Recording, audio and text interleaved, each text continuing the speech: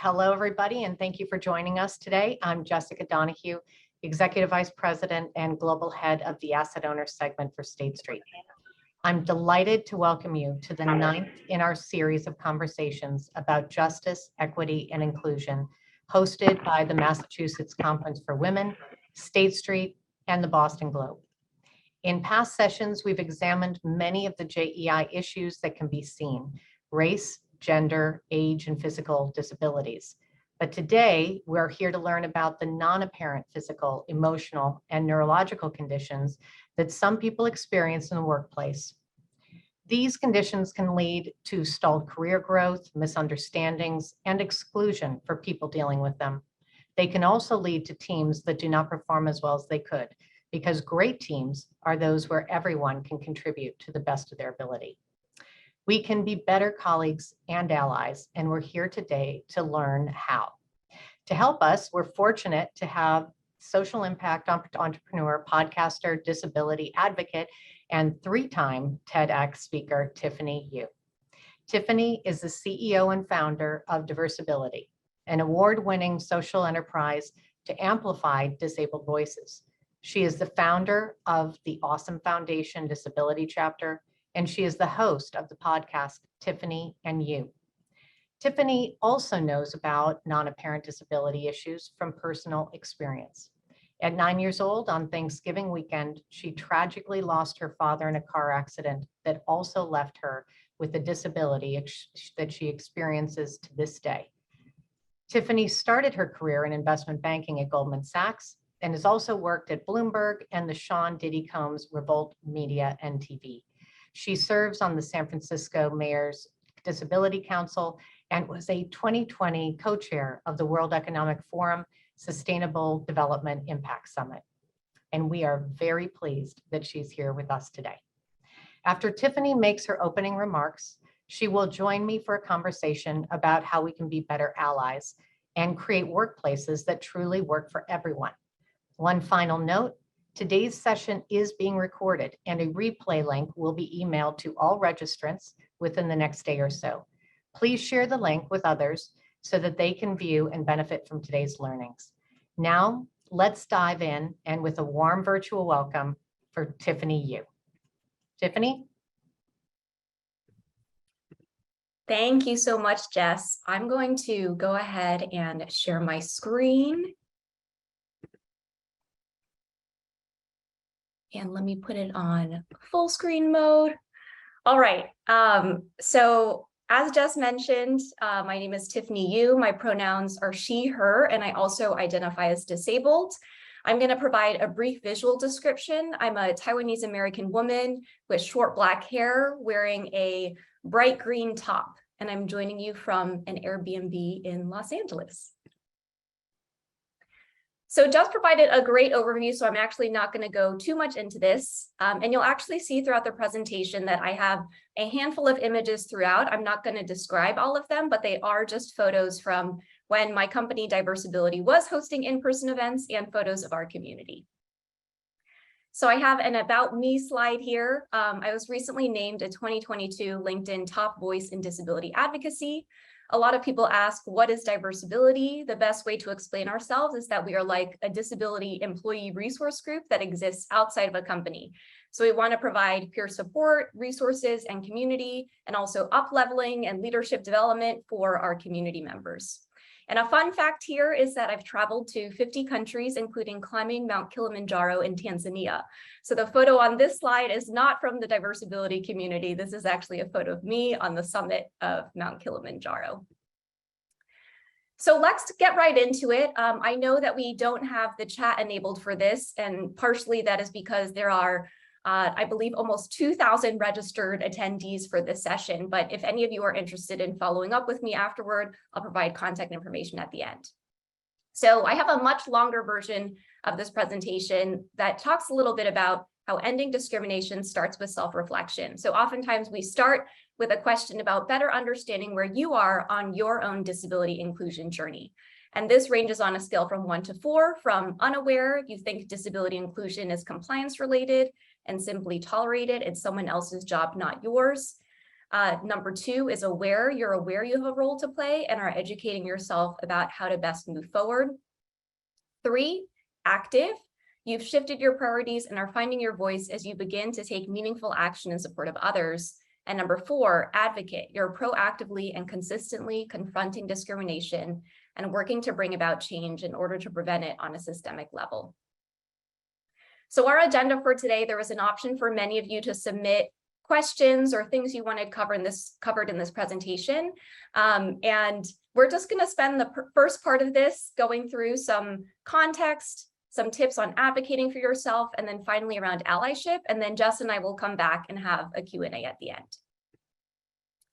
So first, I wanted to provide some context. So as Jess mentioned, there are 2 photos on this slide. I'm the youngest of 4. And my dad is an immigrant from Taiwan, and my mom is a refugee from the Vietnam War. And so here I am in the red sweater on this photo here. And I wanted to share kind of that background because this intersectionality of my race and my gender, my disability, did actually come into play in terms of my own disability journey. The photo here on the right is of me and my maternal grandmother. As Jess mentioned, at the age of 9, I was involved in a car accident. My dad unfortunately passed away. I acquired a slew of injuries, including breaking a couple bones in one of my legs. Those bones then healed, permanently paralyzing one of my arms, and then also being diagnosed with post-traumatic stress disorder, or PTSD, which is a type of mental health disability. I often call these our disability origin stories. So the first disability origin story to me actually isn't a super interesting one. I believe that we have something called a second disability origin story. And some other people might call this a defining moment in their disability journey. But to me, it's that moment or those series of moments when a person who is disabled decides to take pride and ownership, or at the very least acceptance of a disability identity, or the fact that their disability impacts how they go about their daily life. So my second disability origin story started in 2009 with the creation of the company I now run called Disabilities. And at the time, I felt really alone in my disability experience, and I was curious if there was anyone else out there who might be interested in hearing my story or sharing theirs. And up until that point, from my first disability story until the second one, I'd actually never shared the story of the car accident publicly. I wore long sleeves all the time to hide my arm. I actually didn't know that I had a mental health disability, that I had PTSD. So there are 2 photos on here. One is of me wearing a wrist splint on my hand, and I had artwork drawn on the wrist splint that says the word, and on one of the Velcro strips, it says the word proud. And then the photo here on the right is of a few of our Disability community members at New York City's first ever Disability Pride Parade in 2015. I also wanted to preface that while I am very open about my disability story, because I do believe that it provides context, and I want to lead with my story so that people aren't making assumptions, I just also wanted to caveat that we're not entitled to know what someone's disability is or how someone became disabled. That agency should really be on the disabled person to choose how much they want to share. And also keep in mind that some of our disability origin stories come as a result of trauma, or having to retell them exacerbates our mental health. So I wanted to start with some shared definitions. So we'll start with what is disability, and this is a definition from the World Health Organization.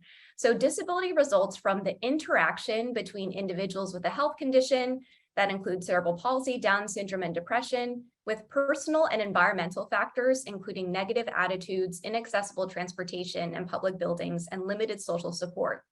So what I really liked about this definition from the World Health Organization is that it talks about disability being the interaction between the health condition and the personal and environmental and external factors that contribute to this experience and make things a little bit more challenging. So I wanted to provide some data here. This is just a slide with a handful, hold on, let's see, it's 7 pieces of data on here just to provide a little bit more context on the current state of the disability community. So I live in the US, so I'm coming at this from a very US focus. Globally, there are over 1 billion people with disability, but here in the US, it's about 1 in 4, so about 25%.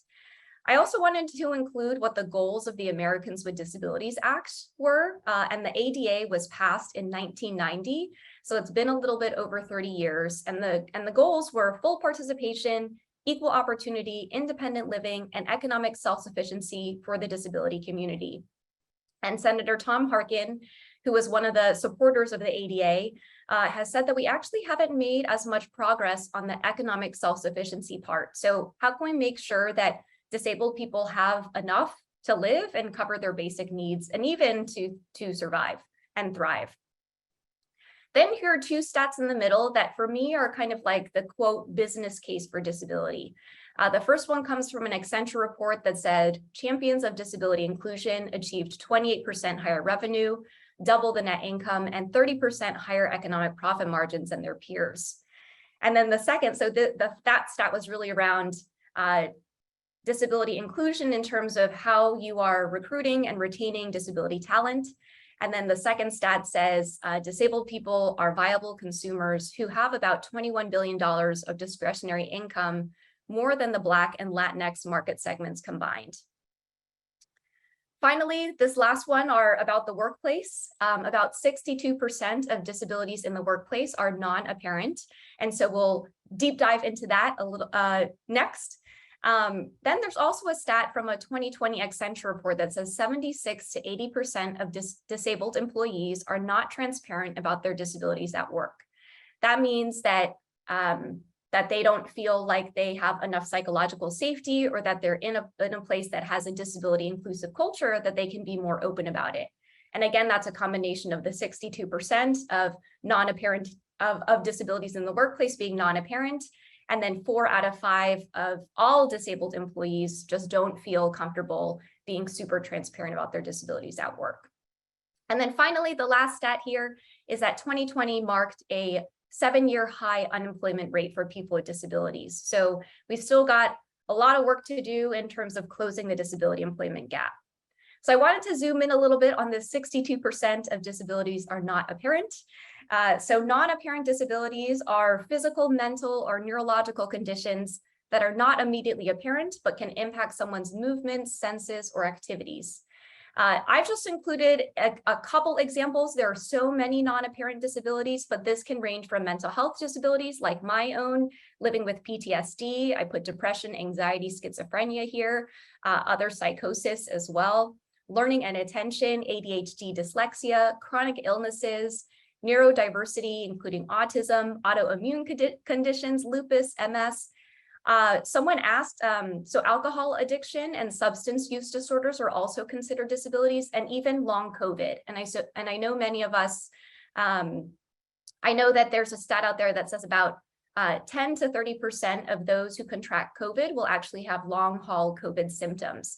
So we're actually having a new segment of the non-apparent, of people with non-apparent disabilities who have long haul COVID who are trying to navigate the workplace as well. So I wanted to just include a brief note on language here, and this is from Disability In, which is a really great resource. And so the recommended language is non-apparent disability, and I just copied it here. It says, it implies the disability is just that, non-apparent, and does not imply any negative connotation.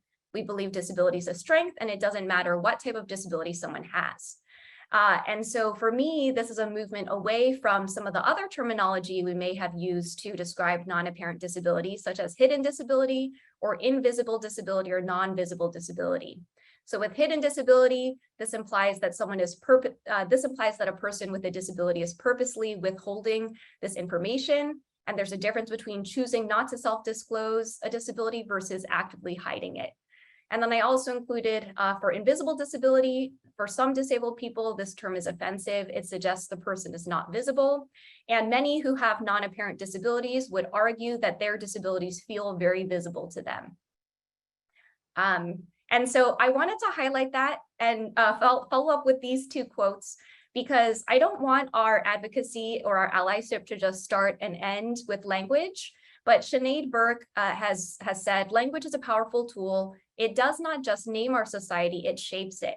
And then I have another quote that says, using ableist language doesn't make you a bad person, it makes you a person. But if you have the privilege to change your vocabulary for the better, then why not try? And so I even wanted to highlight in the marketing for this event, we actually realized that we were using hidden and invisible disability. And I made a request if we could change the language to non-apparent disability, and we did. And that's a great example of just not overly apologizing or getting defensive, which is easy for us to have when we feel like we've gotten something wrong, but just taking accountability, making the change, and putting out the updated marketing materials. So this comes to the question of why is talking about disability so hard? And I think especially for non-apparent disabilities, it's because we have made assumptions that we think disability needs to look a certain way. And we're also afraid of saying something offensive. And again, if we are, sometimes we ask intrusive questions of people that they're not comfortable answering, or again, their disability stories might be rooted in trauma and they don't want to revisit those.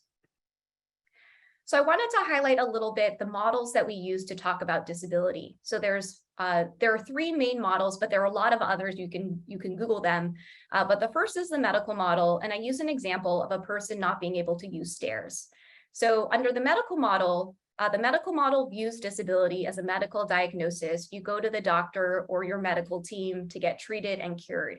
So under the medical model of disability, it would attempt to cure the person and cure the disability rather than address the inaccessibility. Then there's the tragedy model, which sets the expectations very low for disabled people. We assume that disabled people don't need to work. We need to take care of them. And so in this example, in the example of a person not being able to use stairs, people would provide charity through money or actions like carrying a person up the stairs rather than providing accessibility. And finally, there's the social model, which is where you actually see most disability advocates moving toward. And in this case, we address the inaccessibility by building a ramp or installing an elevator. And if we go back to that initial definition of disability, where I talked about how it's the interaction between the health condition and the personal and environmental factors, that actually takes into account the social model, which again says the disability is not the problem, the inaccessibility or ableism is the problem, and that's what actually needs to be fixed and addressed. So we got a lot of questions about advocating for yourself. And so these next couple of sections before we open it up for a broader Q&A around advocating for yourself and then on allyship.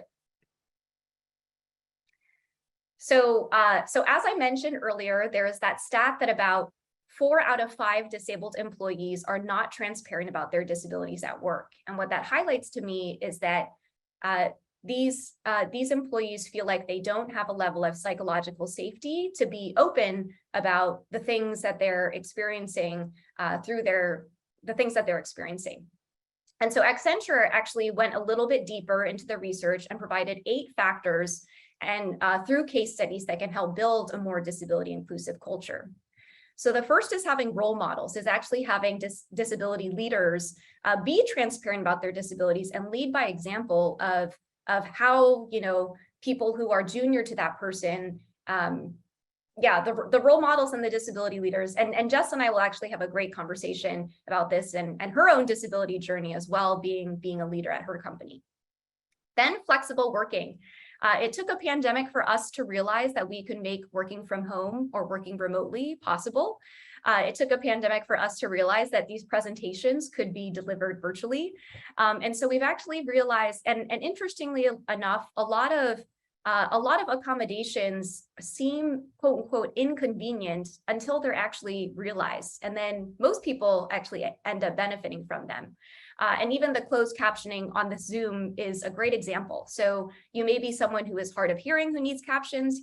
You may be someone who just processes information differently and wants to be able to look at the entire transcript. You may be someone who English is your second language, and having access to the captions in the transcript is helpful for you. So anyway, I went on a little bit of a tangent, but flexible working, work from home schedules. Then number 3 was employee resource groups, just the power of having a community both within and outside of your organization. So for me, I was, an active member of Goldman's Disability Employee Resource Group. I actually had the honor of co-founding Bloomberg's Disability Employee Resource Group in 2013. I can't believe that was almost 10 years ago. And now Diversibility to me is this disability employee resource group that exists outside of a company. Number 4 was around fair pay. And economic empowerment. And to me, this is kind of the biggest opportunity as we go into where disability advocacy could move toward next, is really, how can we ensure that we are valuing disabled people's expertise and paying them fairly and giving them the economic self-sufficiency that they need to survive and thrive. There were a couple questions about, so when someone has a disability, it's not only the person with the disability that's impacted, it's everyone in their support system. And so I know that there might be a lot of parents who are joining who are caring for maybe older people in their family or kids who have disabilities. And so providing flexibility around parental leave has actually been really helpful around building more disability inclusive cultures as well. And then these last 3, the freedom to innovate. There's a stat out there that about 75% of disabled employees have thought of an idea for their company that would add value to their bottom line. And so we are actually some of the most innovative, creative people out there, and giving us that time to propose our ideas actually makes us feel more included. And even for me, like starting the Bloomberg's Disability Employee Resource Group, I just felt like even as a junior employee, I felt like I had a voice and people were listening to the things that I had to say. Then I also included mental well-being policies. So not only for those who do have mental health disabilities, but there are mental health ramifications for those of us who have non-mental health disabilities. And there's a stat out there that says that disabled people who have non-mental health disabilities experience about 5 times more mentally unwell days than our peers. And so being able to have that mental health support offered within the company and make the barriers to getting mental health support is helpful. And then finally, training. So hopefully this can be a catalyst to beginning your own journey in terms of exploring what building a disability inclusive culture might look like within your organization, but I hope it doesn't start and end here. I also wanted to share from a couple organizations that I believe have built a level of psychological safety. These are a couple email auto responses and email signatures from people that I've interacted with. So this one is from an email auto response in which the person writes, I have ADHD, which comes with short-term memory and organization barriers. Please excuse any delays in my response. Internal employees, please use Slack for a more timely response. Otherwise, please bump the thread and tag me in the email body if there's a delay. So what I appreciated about this is this person didn't necessarily need to name their disability, but they did name how it impacted them and what they needed in order to work more effectively. So there might be delays in my response, and if you're an internal employee, please use Slack. Here is another one. It's from an email signature where they say, P.S. my disabilities are ADHD and dyslexia. I much prefer meetings, pings, and texts to emails. Feel free to drop time on my calendar and don't hesitate to bump up an email thread if I'm taking a while to respond. So again, this person is being proactive about what their access needs are and how they work best. So they prefer meetings, pings, and texts over email. I know many of us might be email overwhelmed. And they also had a link to their calendar that you could always schedule time with them. And you can always bump an email thread if they're taking a while to respond. I wanted to talk a little bit about accommodations. We got a couple of questions about them. So 56% of workplace accommodations for employees cost absolutely nothing to execute. And the remaining ones typically just cost $500. And so oftentimes people who have requested accommodations, sometimes their employer thinks that it will be too expensive. But the reality is that over half of them cost absolutely nothing to execute.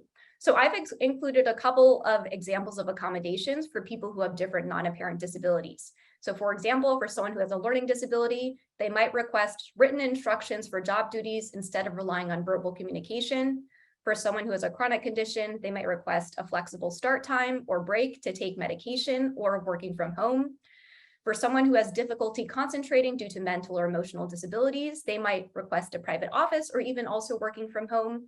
And for someone who has a hearing-related disability, they might request to follow up any verbal communication with a written email communication summary. And she didn't ask me to do this, but one of my friends has started a startup called Disclo, which is actually a resource for employees and employers to collect accommodation requests in a compliant and confidential manner. So definitely go check it out.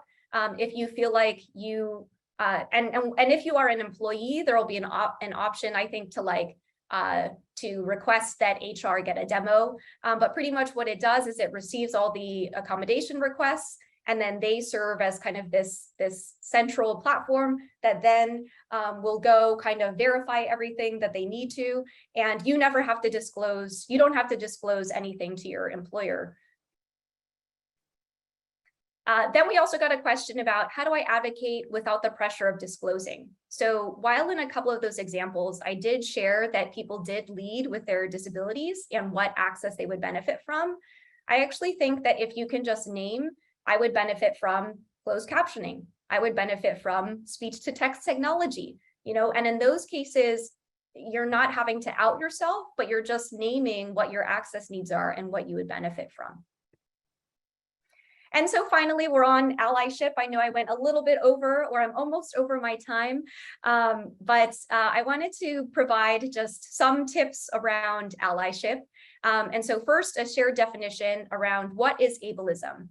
So in its simplest terms, ableism is discrimination on the basis of disability, but it's actually more complex than that. So I have a great definition here from Talila Lewis and Dustin Gibson.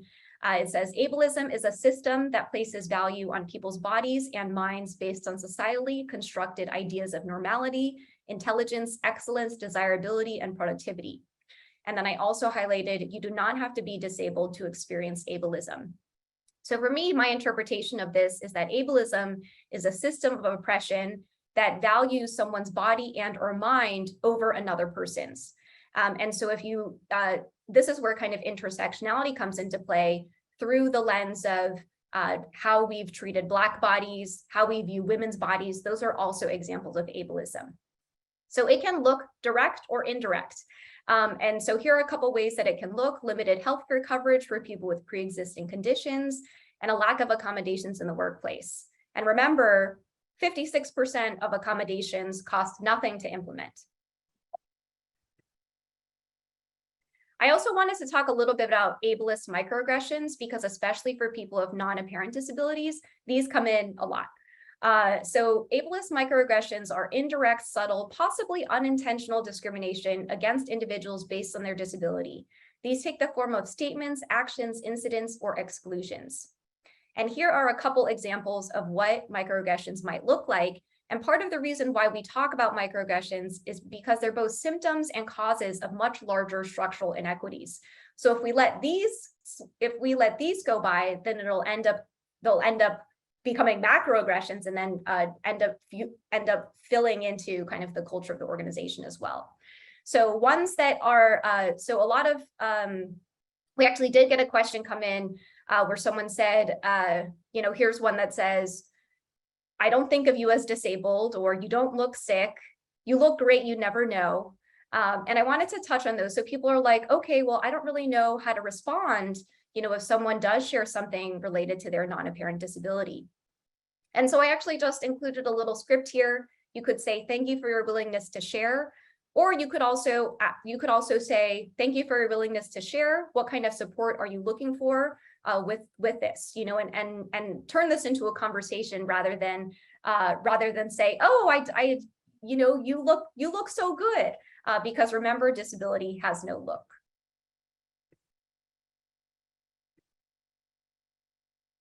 If you do witness something that might be an ableist microaggression, you could, if you are the one to witness it, you could intercept it by saying, what makes you say that? So getting really curious, or just pulling someone aside. You can either do it in the conversation or call them in and say, I noticed that you said this, or you took this action. I'd be curious to better understand what made you say that. And that actually ends up opening up a conversation that helps both people realize, oh, that may have been offensive to a disabled person. Here's, why don't we discuss what alternative action could have been taken? take accountability, make the change, and then move forward. Always, when in doubt, feel free to ask questions. And I return this reminder right here. Remember, you're not entitled to know what someone's disability is or how someone became disabled. So for me, or actually, I think I just have it in the next slide. So instead of asking, what's your disability, you could ask, do you have what you need to fully participate? And then in the context of whether you think someone needs assistance, first ask them if they need assistance first. Number 2, this step is the most important, listen to the answer. And then number 3, ask specifically how you can help. I also included just some broader ways to combat ableism. One is just really understanding disability history. There are documentaries out like Crib Camp. There are books out right now, Disability Visibility by Alice Wong. Actually, her memoir is out right now, Year of the Tiger. And there's another great book called Demystifying Disability by Emily Ladau. The second is actively including the perspectives of people with disabilities and compensate them. The third is supporting disability organizations and following disability leaders, especially if you're active on social media. I've included a couple accounts to follow to start if you need. And then just kind of back to this whole idea of ending discrimination starts with self-reflection. Just continue to self-reflect on the ableist ideas that you have held or continue to hold, remembering that disability has no look, and to just believe people who have non-apparent disabilities, because I think that is part of the fear of having to prove your disability as well, that I think also exacerbates mental health.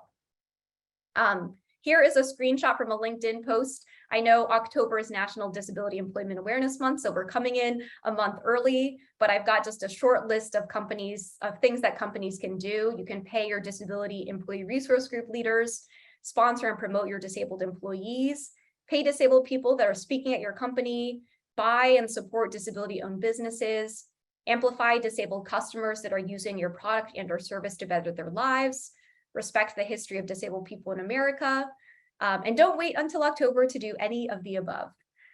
So with that, I hope the TLDR is that disability is not a bad thing, and that disability has no look. And with that, I will say thank you.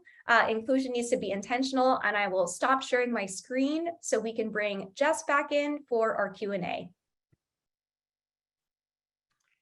Thanks, Tiffany. That was great. And I'm sure everyone else who's joined in got a lot out of that presentation, because I certainly did.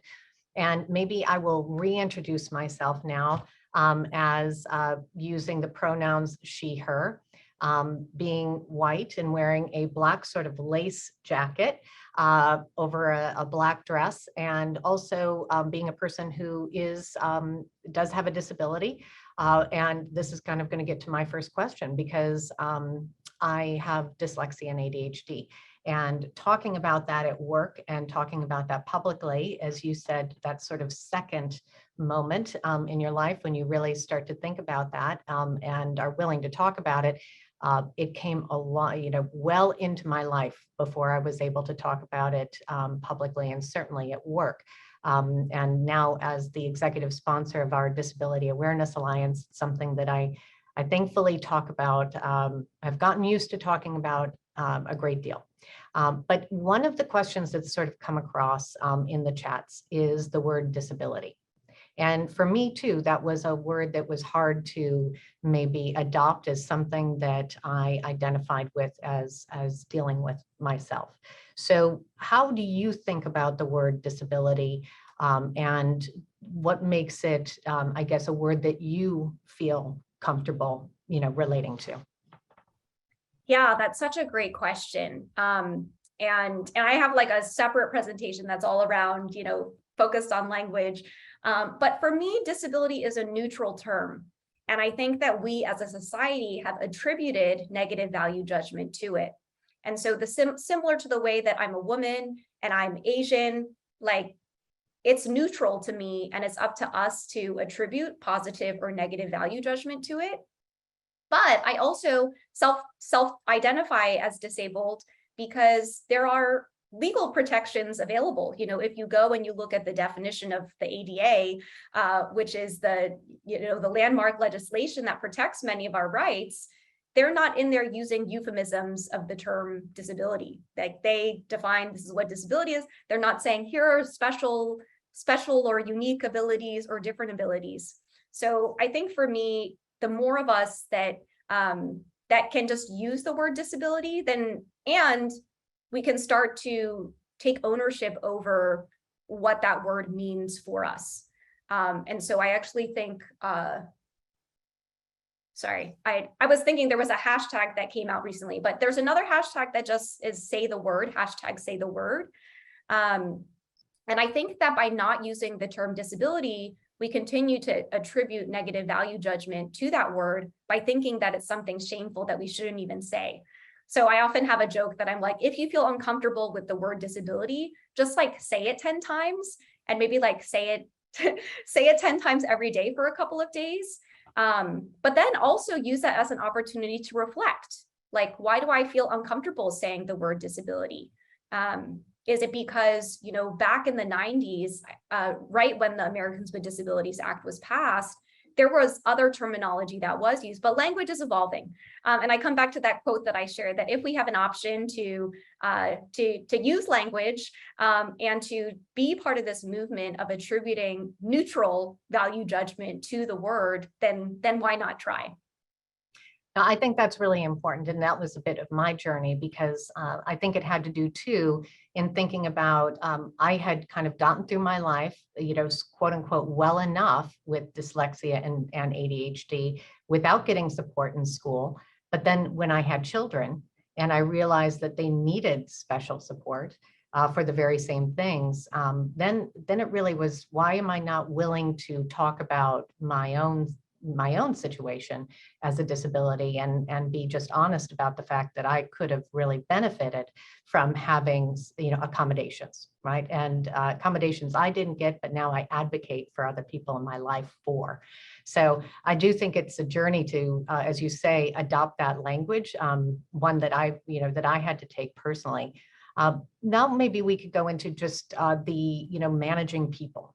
So when a leader manages people, and I really loved the email, the quotes you had that people had put at the bottom of their email. They relate personally to what I deal with, but also just being able to talk about what you need to be supported to do your best at work. And so how can a manager really, in I'd say a way that does not put people in an uncomfortable situation, bring up how to best support their team with this in mind? Yeah, I also want to respond to Bonnie in the chat. So yes, so euphemisms, no, but my company is called Diversibility, and I wanted to highlight that we are called Diversibility because when we were founded, we wanted to highlight that disability is a part of diversity and that disability was diverse. But you will notice in all of our marketing and our tagline, it's really all about not shying away from the word disability. But we have found that by having this as the name of our company, which it just is, so most of the time when you see our company reference, it'll be with a registered trademark. It has been an invitation for people who are curious to come in and join our community.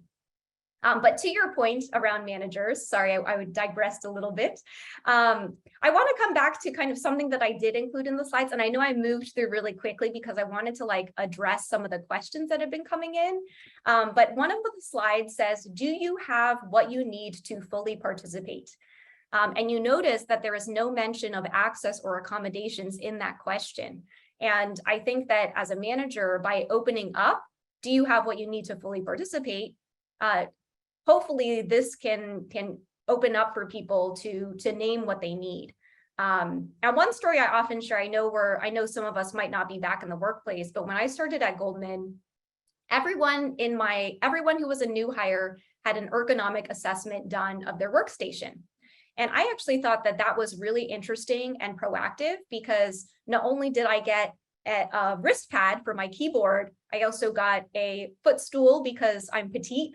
And the ergonomic specialist also asked me, if I could benefit from speech to text technology, or if there were any other things that I might be able to benefit from. And I think that level of proactiveness and open, and the fact that everyone had an ergonomic assessment, didn't make me feel like my needs were special, right? And all of us have things that we need in order to fully participate. So again, I'll come back to this question: do you have what you need to fully participate? And in that case, whomever, by opening up that question, hopefully it creates a more open conversation between the manager and their direct reports.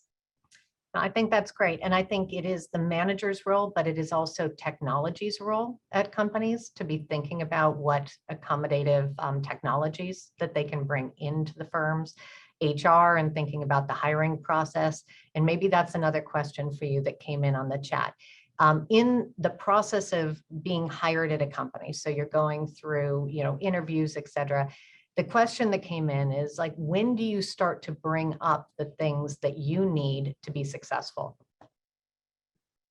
Yeah, so, one of the questions that I often get is why don't more people self-identify or self-disclose? And there are a couple different factors there. And so the stat, I know that one slide had a lot of stats on it. And so I didn't want to add more stats, but there is a stat out there that about 3.2% of disabled employees end up self-disclosing. So that's very low. And when you have a non-apparent disability, you do have, I was going to use the word privilege. You do have a privilege in a way to decide how you want to show up. And so I think for me, so I have both visible and I have both apparent and non-apparent disabilities. And so I think that, and I love what's going on in the Q&A, which we have now turned into the chat with people sharing resources of their own experiences. But I think talking about what you need in order to do your job best is a conversation that I think should be ongoing throughout the job interview process. Right? Talking about your access needs doesn't out your disability, right? So there were a lot of questions that came in before this session around, I don't want to have to disclose my disability, but how can I name the things that I need? And I'm hoping, I call this like the pandemic lens. As a function of the pandemic, some of us had to be off camera or had to mute ourselves because we had pets or kids that came into our frame, or our internet went out, or, someone else was on a call in the other room. And so I think all of us had a chance to experience what different access needs we had. And to try and be more proactive about what would work best for us, right? So if we're like, oh, we have the babysitter from XYZ time to XYZ time, that's a time when I'm going to schedule all my calls, right? None of that has to do with disability, right? So again, I think if we can lead the conversation through the perspective of, here are the things that I need to do here are the things that I need in order to do my job best.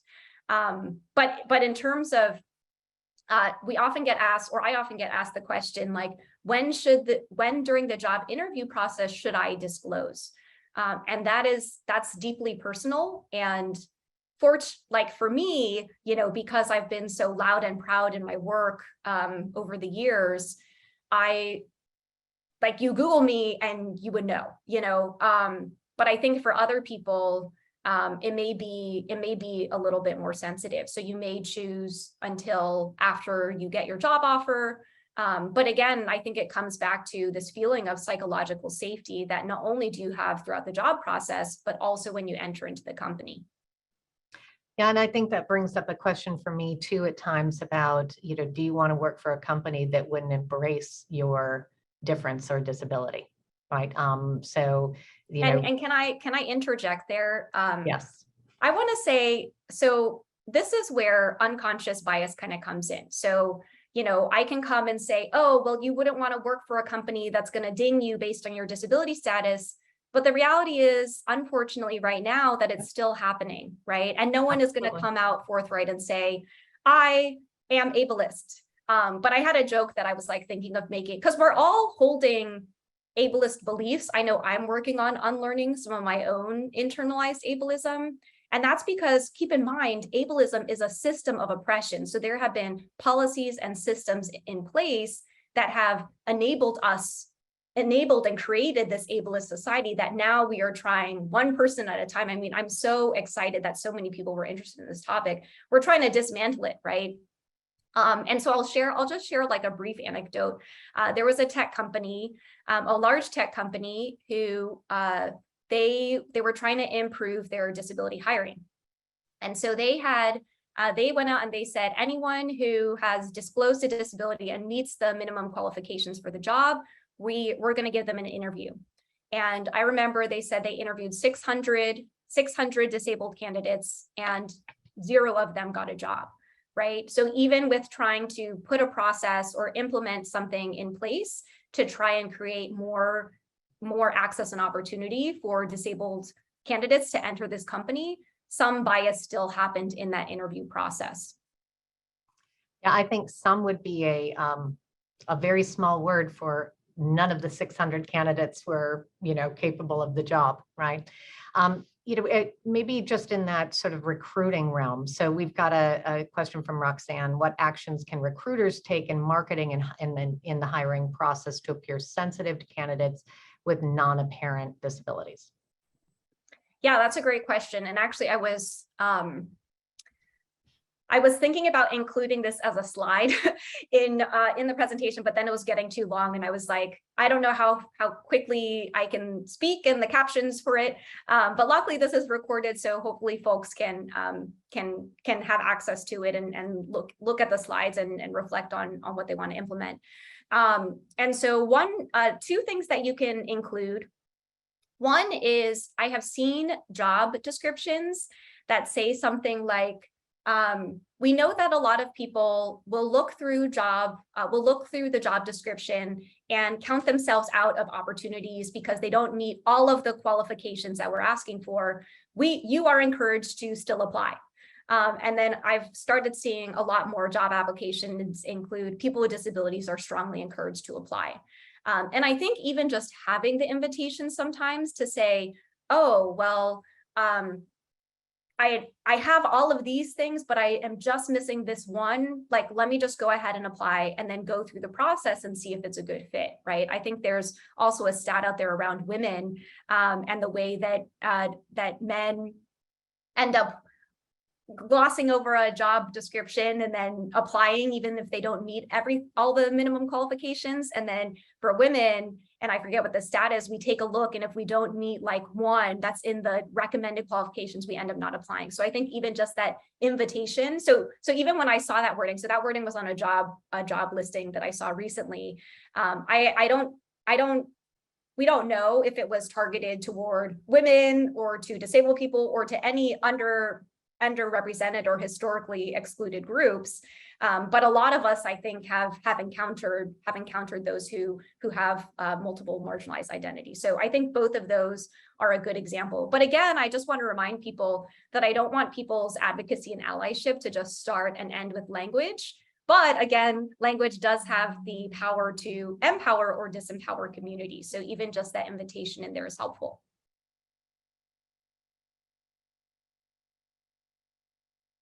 Sorry, on mute.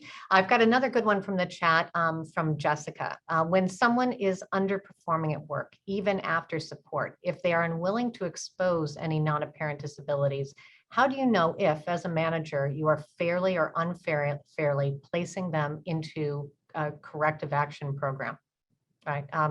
So really, judging them because, I guess in a way, because they, you're not aware, right?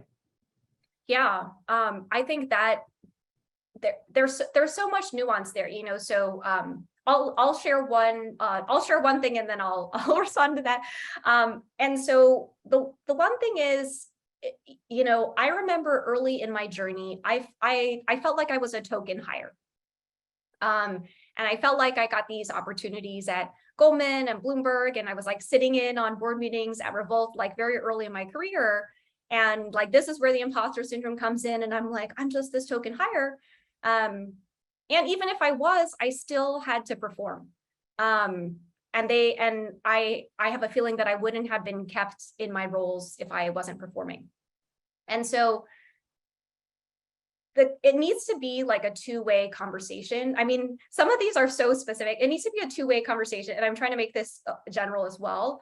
But if someone, so what's coming up to me is we can't assume, right? And so if someone isn't performing well, I think it's totally fine to try and see if there are things that we can do, or things that the manager can do to help that employee get to where they need to be in order to fully participate or show up at their jobs in the best way, right?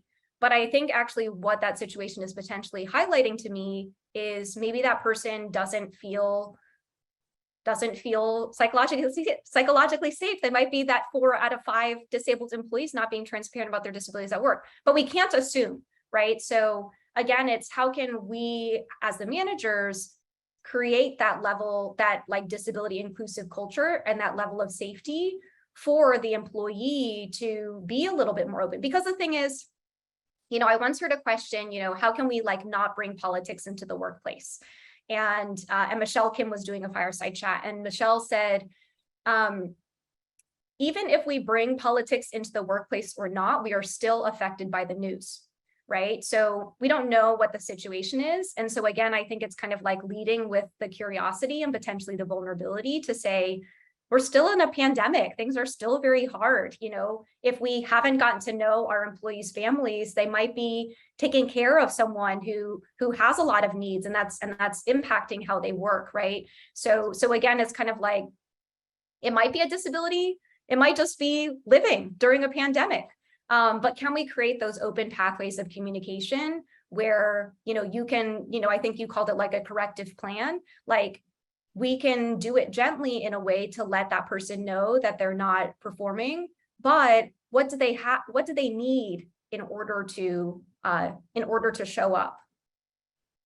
Okay, great. And then another one that I find really interesting that's come across a bunch in the chat and in the pre-questions is the advantages that people with disabilities have, meaning the things that they bring that may be different and special, okay, to call it the workplace.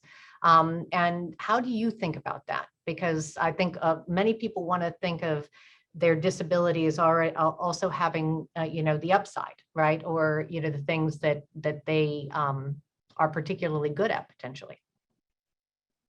Yeah, I mean, I remember seeing this question in the pre-submitted questions, and this is where intersectionality doesn't give you a direct answer, because I think that all of my identities together make me a really great candidate. But what I point to, actually, I call these my receipts. And so I feel really grateful. I mean, I was a very overly ambitious college student. I did many, many internships, UBS, Merrill, like Deloitte, wherever I could get one. And then I got this job at Goldman, right? And so I feel like now, I think a lot of people will go around and say, disability is our superpower, my disability is a strength. And I think for me, it's more, I guess I think about it more holistically. I agree. So because the world wasn't built for me, and I do have an apparent disability, I can't use one of my arms, I type with one hand. But I'm also really grateful for speech to text technology like Otter, OTTER.ai, taking notes during meetings for me. And I actually think, I shared like a brief list of some of examples of accommodations, and one of them was to provide a written summary after a meeting. And written summaries actually benefit everyone, right? And so I don't want to come in here and say, my disability is a superpower, my disability strength, but I can see the ways in which it's enabled me to advocate for the access needs that I need. And sometimes those things are helpful for everyone. So an example could be if someone asked me to take notes during a meeting and I used a tool like Otter.ai, OTTER, that not only records the audio, but also provides a rough transcript, then I can go through it however I learn best, with whether it's auditory or visual, and provide the notes afterward. And then everyone is on the same page about what was discussed at the meeting. So that's that was a super specific example, but I will go on to say that I think because many of us who are disabled have had to navigate a world that wasn't built for us, we've had to life hack, and Liz Jackson has a really great New York Times op-ed about how disabled people are the original life hackers. And so for me, that means, getting creative about how I paint my fingernails, or how I'm just trying to think about how I tie my shoelaces, some of these things that maybe other people might not think about. I've gotten really creative. And I think because I've gotten so creative with how I move about my own life, that enables me to come into like a corporate environment and bring some of that creativity as well. Yeah, I really like that answer, because it does, I think, as you say, the life hacks that you create, like one that I use that I share with other ADHD colleagues, is keeping a short list of 3 to 5 minute tasks, right? The things that are just really hard to at times accommodate. And when I get a few minutes, I hit one of those things on my list, right? And it's a little hack that has helped me a great deal. But I agree with you that you find ways to get by in the world, and it takes some creativity, and sometimes that can really add, that can be a little bit of a superpower, right? Seeing things differently and having to come up with solutions. So I'm going to ask you, Tiffany, because we only have a couple minutes. What is your big ask of everyone who's dialed in today, or watch the session? That's I always You didn't expect the question, everyone. I know every single time I do one of these sessions, they're like, okay, what's the big thing that we can all do? So given that I'm making an assumption that many people who are joining are in the workplace. And I come back to this whole idea of how the economic self-sufficiency goal of the ADA has not been realized. And one way to realize that is by hiring disabled people.